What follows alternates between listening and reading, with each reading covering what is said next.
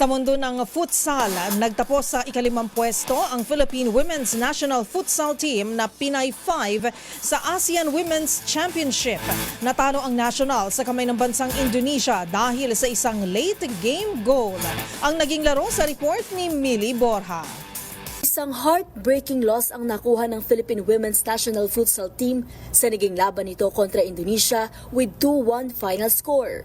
Sa naging laban kagabi sa PhilSports Arena sa Pasig City para sa ASEAN Women's Championship, bigong makaabante sa medal round ng Pinay 5 matapos ang late goal mula kay Nisma Rosdiana ng Indonesia with only 1 minute and 11 seconds remaining in the game. Unang nakuha ng kalabang team ang early lead with Fitria Hilda's goal, pero agad itong sinagot ng goal mula kay Isabella Bandoja with 8 minutes and 45 seconds left sa first half. At nang mapansing humina ang depensa ng Pilipinas, ginamit na ng Indonesia ang pagkakataong ito para masalyuhan ang kanilang panalo sa harap ng Filipino home crowd. Dahil dito, winless ang Pinay 5 sa naturang 5-country tournament matapos ang 3 losses and 1 draw. Samantala, mamaya, gaganapin ang gold medal match kontra Thailand at Vietnam habang maghaharap naman ang Myanmar at Indonesia para sa third spot. At yan ang mga latest updates sa mundo ng sports. Para sa MBC TV Network News, ito si Millie Borja, una sa Pilipinas, una sa Pilipino.